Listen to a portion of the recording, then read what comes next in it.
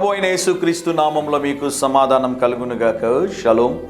మన జీవితంలో మనం గమనించినప్పుడు కొన్నిసార్లు మనకి ఇబ్బందులు కలుగుతున్నప్పుడు, మనకు అవసరతలు ఉన్నప్పుడు, మనకున్నటువంటి సమస్యల్ని అందరితో చెప్పుకోవడం పరిపాటిగా ఉంటుంది. కొంతమందికి చిన్న సమస్య వచ్చినా కూడా ఫోన్ తీసుకుని ఉదయం కూర్చొని భారతదేశంలో ఎక్కడైతే బంధువులు ఉన్నారో అందరికీ కాల్ చేసి చెప్తుంటారండి. కొన్ని గంటల సేపు మాట్లాడుతూ ఉంటారు. ఎలా ఉన్నారని మనం పలకరించగానే వారికి ఉన్నటువంటి సమస్యల గురించి, వారికి ఉన్నటువంటి అవసరతల గురించి, వారికి ఉన్నటువంటి ఇబ్బందుల గురించి చెప్తూ ఉంటారు. అందరికీ చెప్తారు, కానీ అరగంట సేపు ఫోన్ పట్టుకొని అంతమందికి చెప్పడం ఏదో మోకాళ్ళకి ప్రార్థన చేస్తే దేవుడు నీ ప్రార్థన ఆలకించి నీకు జవాబుని ఇస్తాడని దేవుని సేవకుడిగా తెలియజేస్తూ ఉన్నాను. కొంతమంది అంటారు, నీకు సమస్య వచ్చినప్పుడు నన్ను పిలువు అంటారు. నిజంగా మీరు ప్రయత్నించి చూడండి. మీకు సమస్య వచ్చినప్పుడు మీరు కాల్ చేయండి, నేను బిజీగా ఉన్నానండి, ఇప్పుడు రాలేనంటారు. ఈ టైంలో నేను సహాయం చేయలేనండి, ఒక 2-3 రోజుల తర్వాత కాల్ చేయండి అంటారు. మీరేమో చాలా అవసరతలో ఉంటారు.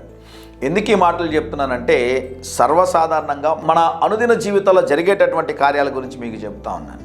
అయితే గమనించిన ప్రియులారా, యెషయా గ్రంథం 58వ అధ్యాయము 9వ వచనములో, నీవు పిలువగా యెహోవా ఉత్తరం ఇచ్చును. దేవుని నామానికి స్తోత్రం కలుగునుగాక.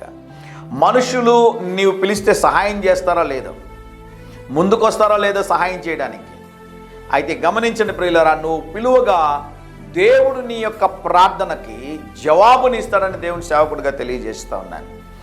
ఏ అవసరత ఉన్నా ప్రజల దగ్గర చెప్పుకోవడం ద్వారా, ప్రభుత్వాల దగ్గర చెప్పుకోవడం ద్వారా, లేకుంటే వేరొక వ్యక్తుల దగ్గర చెప్పుకోవడం ద్వారా కొన్ని సమస్యలు తీరుతాయేమో, కొన్ని అవసరతలు సంధించబడతాయేమో. అయితే నువ్వు దేవుని దగ్గర ప్రార్థించినప్పుడు ప్రతి అవసరత కూడా సంధించబడుతుంది అని దేవుని సేవకుడిగా తెలియజేస్తూ ఉన్నాను. ధైర్యంగా ఈ దినాన్ని ఎదుర్కోండి. దేవుని సన్నిధి మీకు తోడుగా వచ్చునుగాక.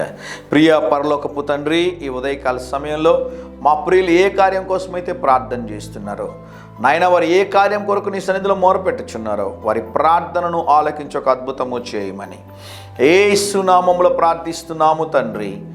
Amen, amen.